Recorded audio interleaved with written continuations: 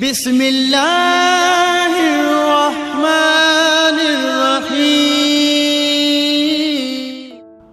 اللہ سبحانہ و تعالیٰ نے سورہ جمعہ کی آیت نمبر 9 میں فرمایا کہ اے ایمان والو، جب جمعہ کے دن نماز کے لیے اذان دی جائے تو ذکر الہی کی طرف لپکو اور خرید و فروخت ترک کر دو، تمہارے لیے یہی بہتر ہے اگر تم علم رکھتے ہو۔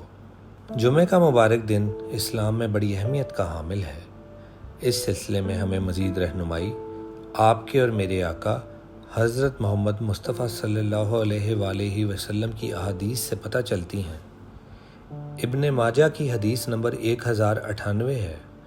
حضرت عبداللہ ابن عباس رضی اللہ تعالیٰ عنہ سے روایت ہے کہ اللہ کے پیارے نبی صلی اللہ علیہ وآلہ وسلم نے فرمایا، جمعہ کا دن عید کا دن ہے جو اللہ نے مسلمانوں کے لیے مقرر کیا ہے، لہٰذا جو شخص جمعہ پڑھنے آئے اسے چاہیے کہ غسل کر کے آئے، اگر خوشبو موجود ہو تو لگا لے اور مسواک ضرور کیا کرو۔ اسی طرح جمعہ کے دن درود شریف پڑھنے کی بھی فضیلت ہے۔ سنن ابی داؤد کی حدیث نمبر 1531 ہے کہ اللہ کے پیارے نبی صلی اللہ علیہ وآلہ وسلم نے فرمایا، تمہارے افضل دنوں میں سے جمعہ کا دن فضیلت والا ہے، سو اس دن مجھ پر کثرت سے درود پڑھا کرو، بلا شبہ تمہارا درود مجھ پر پیش کیا جاتا ہے۔ جمعے کے دن کی فضیلت میں یہ بھی ہے کہ اللہ رب العزت اپنے بندے کی دعا ضرور قبول کرتے ہیں۔ صحیح بخاری کی حدیث نمبر 935 میں اس کا ذکر آیا ہے۔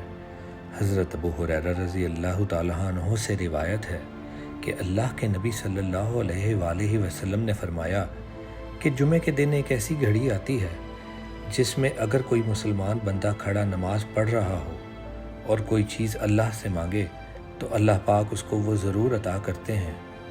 پھر ہاتھ کے اشارے سے آپ صلی اللہ علیہ وآلہ وسلم نے بتایا کہ وہ گھڑی بہت تھوڑی سی ہے۔ اسی طرح جمعے کے دن ثواب سے متعلق بھی ذکر صحیح بخاری کی حدیث نمبر 929 میں آیا ہے کہ اللہ کے رسول صلی اللہ علیہ وآلہ وسلم نے فرمایا، جب جمعے کا دن آتا ہے تو فرشتے جامع مسجد کے دروازے پر آنے والوں کے نام لکھتے ہیں۔ سب سے پہلے آنے والے کا ثواب اونٹ کی قربانی دینے والے کی طرح لکھا جاتا ہے، اس کے بعد آنے والا گائے کی قربانی کی طرح، پھر مینڈے کی قربانی کا ثواب رہتا ہے، اس کے بعد مرغی کا، اس کے بعد انڈے کا۔ لیکن جب امام خطبہ دینے کے لیے باہر آ جاتا ہے تو یہ فرشتے اپنے دفاتر بند کر دیتے ہیں اور خطبہ سننے میں مشغول ہو جاتے ہیں۔ پھر صحیح بخاری کی حدیث نمبر 910 میں آتا ہے کہ اللہ کے پیارے نبی صلی اللہ علیہ وآلہ وسلم نے فرمایا، جس نے جمعہ کے دن غسل کیا اور خوب پاکی حاصل کی اور تیل یا خوشبو استعمال کی، پھر جمعے کے لیے چلا اور دو آدمیوں کے بیچ میں نہ گھسا اور جتنی اس کی قسمت میں تھی نماز پڑھی، پھر جب امام باہر آیا اور خطبہ شروع کیا تو خاموش ہو گیا، اس کے اس جمعے سے دوسرے جمعے تک کے تمام گناہ بخش دیے جاتے ہیں۔ اسی طرح ہمیں چاہیے کہ جب کوئی جمعے کی نماز کے لیے مسجد میں داخل ہو تو ضروری ہے کہ وہ 2 رکعت نماز تحیۃ المسجد کے ادا کرے۔ اس بات کا ذکر صحیح بخاری کی حدیث نمبر 930 میں آیا ہے۔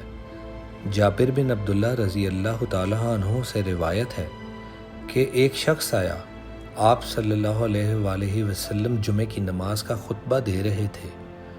آپ صلی اللہ علیہ وآلہ وسلم نے پوچھا کہ اے فلاں، کیا تم نے تحیۃ المسجد کی نماز پڑھ لی؟ تو اس نے کہا کہ نہیں۔ آپ صلی اللہ علیہ وآلہ وسلم نے فرمایا، اچھا اٹھ اور 2 رکعت نماز پڑھ۔ تو ویورز، اس ویڈیو کا حاصل سبق یہ ہے کہ اللہ تعالیٰ ہمیں ان اعمال کو کرنے کی توفیق عطا فرمائے جو طریقے اللہ کے پیارے نبی صلی اللہ علیہ وآلہ وسلم نے ہمیں سکھائے ہیں۔ آمین یا رب العالمین۔